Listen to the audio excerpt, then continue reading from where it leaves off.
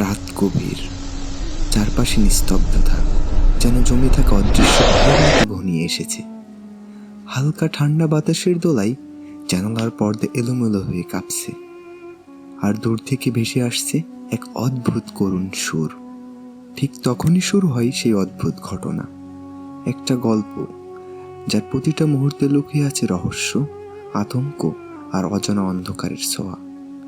আজকের রাতে সাহস থাকলে চলো হারিয়ে যাই সেই ভয়াল গল্পের ভিতর। ভাই, শোনা যায় আপনি একবার লাশ কাটা ঘরের অদ্ভুত কিছু দেখেছিলেন। কিভাবে ঘটেছিল পুরো ঘটনা, আপনি কি তা বলতে পারবেন?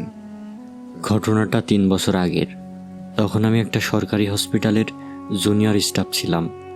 রাতে অতিরিক্ত লোকজন লাগতো না, তাই এক একদিন ডিউটিতে আমি একাই থাকতাম।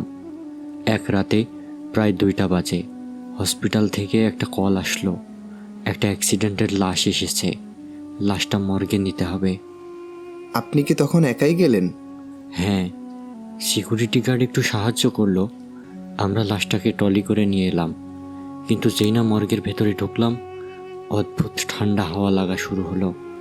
মনে হচ্ছিল যেন কোনো একটা চোখ আমার দিকে তাকিয়ে আছে। আমি লাশের ডকুমেন্টেশন করতে টেবিলের দিকে এগোচ্ছি, হঠাৎ শুনি পেছন থেকে একটা টুং করে শব্দ, যেন স্টিলের ট্রে মাটিতে পড়ল। পেছনে তাকাই, দেখি কিছুই নেই, কিন্তু ঠান্ডাটা আরও বেড়ে গেছে, কাঁপুনি ধরছিল শরীরে। তারপর? আমি দ্রুত কাজ শেষ করে বের হয়ে যেতে চাইছিলাম, ঠিক তখনই খুব স্পষ্ট শুনলাম কেউ আমার নাম ধরে ডাকছে।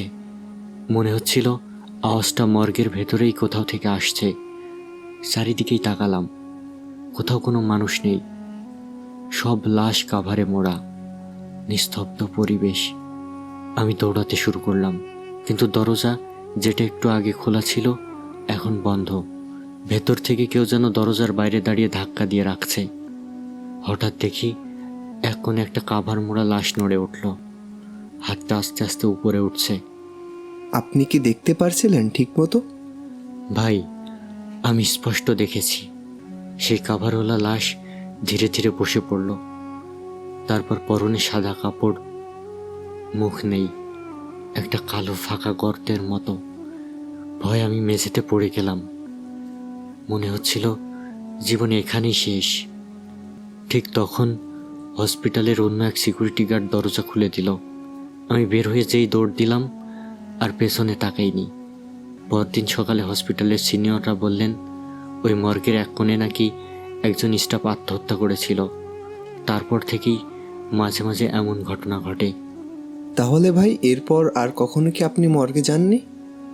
ভেবেছিলাম আর কখনোই যাব না, কিন্তু ভাগ্যের কি খেলা, কয়েক মাস পর নতুন দায়িত্বে আবার মর্গের কাজে পাঠানো হলো।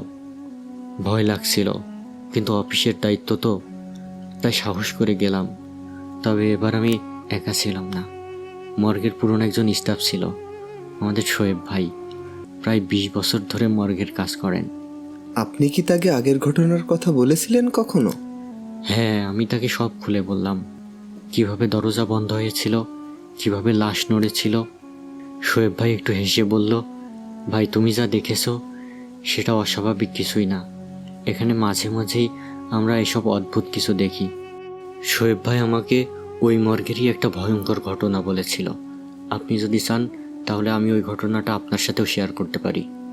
হ্যাঁ, আপনি বলুন, আমি অবশ্যই আপনার ঘটনা এবং আপনার শোয়েব ভাইয়ের ঘটনা শুনতে আগ্রহী।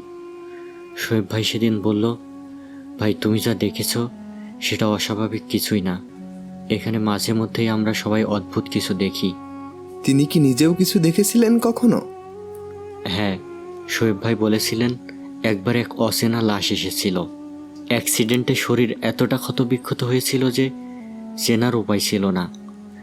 রাত 3টার দিকে তিনি শুনেছিলেন মর্গের একটা লকারের ভেতর থেকে কান্না করার শব্দ আসছে। প্রথমে ভেবেছিলেন কল্পনা করছেন, কিন্তু শব্দটা এতটাই স্পষ্ট ছিল যে এগিয়ে গিয়ে লকারের দরজা খুলেছিলেন। লকার খুলতেই দেখেন ভেতরে কোনো লাশ নেই, অথচ 2 ঘন্টা আগেই একটা লাশ রেখেছিলেন। আর পেছনের দেয়ালে হালকা হাতের ছাপ, যেন কেউ ভেতর থেকে বের হওয়ার চেষ্টা করছে। ঠিক সেদিনও এরকম মেঘ ডাকছিল। তাহলে লাশটা কোথায় গেল? কেউ জানে না ভাই। পরে সিসিটিভি ফুটেজ চেক করা হয়েছিল, সেখানে দেখা যায় রাত 3টার সময় লকারের দরজা আপনা আপনি খুলে গিয়েছিল, কিন্তু কেউ বের হয়নি। শোয়েব ভাই বললেন এরকম ঘটনা ওখানে নতুন কিছু না, কিছু আত্মা নাকি তাদের দেহ খুঁজে ফেরে, আর তাই রাতের বেলা মর্গের ভেতর অদ্ভুত সব কাণ্ড ঘটে।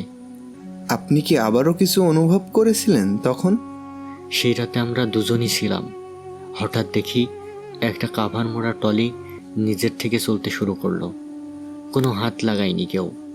আমি আর শোয়েব ভাই দুজনেই ভয়ে জমে গিয়েছিলাম একদম। ভাই তারপর আর কিছু কি ঘটেছিল তখন? ঘটেছিল, আর সেটাই সবচেয়ে ভয়ঙ্কর ছিল ভাই। শোয়েব ভাই আমাকে বলেছিলেন মর্গের পুরনো একটা সেকশন আছে যেটা এখন ব্যবহার হয় না। ছোট একটা ঘর, বাইরে থেকে তালা মারা থাকে সব সময়। লোকজন বলে ওই ঘরটা একসময় এক অজানা রোগে মৃতদের জন্য ব্যবহার হতো।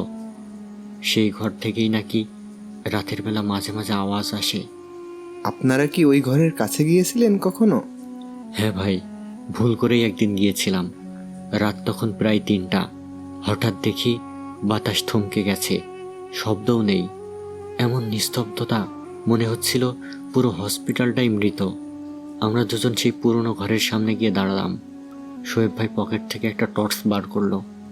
তালাটা বাইরে থেকে লাগানো ঠিকঠাক, কিন্তু ভিতর থেকে কেউ যেন দরজার গায়ে ঠুক ঠুক শব্দ করছে। ভাই এরপর কি হয়েছিল? শোয়েব ভাই বললেন কিছুই না, বাতাসে দরজা নড়ছে হয়তো। সাহস করে আমরা টর্চের আলোয় দরজার নিচের ফাঁক দিয়ে একটু দেখতে চেষ্টা করলাম। সেখানে একটা জিনিস দেখা গেল। আপনি ভাই সত্যি বিশ্বাস করবেন না, এমন একটা জিনিস। সাদা কাপড়ে মোড়া একটা পায়ের ছায়া, দরজার একেবারে কাছে। কিন্তু সবচেয়ে ভয়ঙ্কর ব্যাপার হলো সেই পায়ের ছায়া মাটিতে ভেসেছিল, যেন মাটি স্পর্শ করছে না ছায়া। তারপর কি হয়েছিল? শোয়েব ভাই টর্চ নিভিয়ে ফেললেন, বললেন দৌড়াও। আমরা তখনই দৌড়াতে শুরু করলাম ভাই। আমরা দৌড়াতে দৌড়াতে পালিয়ে যাচ্ছি। হঠাৎ মনে হলো কারা যেন পেছন পেছন ছুটছে, কিন্তু পায়ের কোনো শব্দ নেই। পালিয়ে এসে দেখি মর্গের মেইন দরজা বন্ধ, অথচ সেটা খোলা থাকার কথা ছিল। আমরা যখন চাবি বের করতে ব্যস্ত, তখন স্পষ্টই শুনতে পেলাম পিছন থেকে একটা চাপা কণ্ঠস্বর, থেমে যাও। সেদিন শোয়েব ভাই আমাকে বলেছিলেন মর্গের পুরনো ঘরটা নাকি একসময় ভয়ানক প্লেগের সময় ব্যবহার হয়েছিল। শত শত মৃতদেহ জমিয়ে রাখা হয়েছিল সেখানে। সেই রাতের ঘটনার পর মনে হয়েছিল আর কোনোদিন ওই মর্গের কাছে যাব না। ভাই আপনার সাথে ওখানে তো অনেক কিছু ঘটে গিয়েছিল, আপনি কি এরপরও ওখানে আর গিয়েছিলেন কখনো? হ্যাঁ ভাই, সবই কপালের ফের। আমি যেতে চাইনি, কিন্তু কয়েক সপ্তাহের মাথায় আবার একটা ডিউটি পড়ে গেল। এবার একটা নতুন মানুষ, জিল্লুর ভাই, ওনার সাথে আমাকে থাকতে বলা হলো। জিল্লুর ভাই আসলে কে ছিলেন? উনি মর্গের নতুন ইন্টার্ন স্টাফ ছিলেন। একেবারে তরুণ, সাহসী টাইপ। ভূত কিছুতেই বিশ্বাস করতেন না। আমরা দুজন রাত 1টার দিকে মর্গে বসেছিলাম, সব কিছুই স্বাভাবিক লাগছিল। জিল্লু ভাই হেসে বলছিল, ভাই এসব ভূতের কিস্সা হলো লোক দেখানোর ধান্দা। তারপর? হঠাৎ দেখি মর্গের করিডরে আলো একটার পর একটা ফ্লিক করতে শুরু করলো, ঝিম ঝিম করে নিভে যাচ্ছে। জিল্লু ভাই তখনও মজাই করছিল, বললো দেখেন ভাই, এ তো নর্মাল ইলেকট্রিক প্রবলেম। কিন্তু ঠিক সেই সময় আমরা দুজন স্পষ্ট শুনলাম করিডোরের শেষ মাথায় থেকে কারো পায়ের টুপটাপ আওয়াজ আসছে। আপনি আর জিল্লুর ভাই কি তখন কাউকে দেখতে পেরেছিলেন? না, আমরা আসলে তখনও কাউকে দেখতে পাইনি। একেবারে অন্ধকার ছিল সেই জায়গাটা, কিন্তু মনে হচ্ছিল কেউ আসছে ধীরে ধীরে, কিন্তু করিডোরে কেউই ছিল না। তারপর কি হলো আপনাদের সাথে ভাই? তারপর আরো ভয়াবহ ঘটনা ঘটতে শুরু করল। জিল্লু ভাই টর্চ চালিয়ে সামনে তাকালেন। আমরা যা দেখলাম তা আজও ভুলতে পারিনি। একটা সাদা ছায়া, ঠিক মানুষের মতো গড়ন, কিন্তু মুখ নেই। সেটা ভেসে ভেসে করিডোরের দিকে এগিয়ে আসছে, আর করিডোরের দেয়াল দিয়ে সাথে সাথে ছায়ার মতো দাগ পড়ে যাচ্ছিল। দেয়াল যেন নিজেই পুড়ে যাচ্ছে। তারপর কি হলো ভাই? জিল্লু ভাই তো ভীষণ সাহসী ছিল, আপনাকে আগেই বললাম। সে বলল, ভূতমুত কিছু না ভাই, চলেন দেখি কে। এটা বলেই সে সামনে এগিয়ে গেল। আমি তো ভাই ভয়ে জমে গেছি। ও এগোতেই দেখি হঠাৎ করিডোরের শেষ মাথায় একটা পুরনো ফ্রিজ নিজেই খুলে গেল, একেবারে একা একাই খুলে গেল। তারপর ভেতর থেকে একেবারে ভয়ানক একটা আওয়াজ ভাই।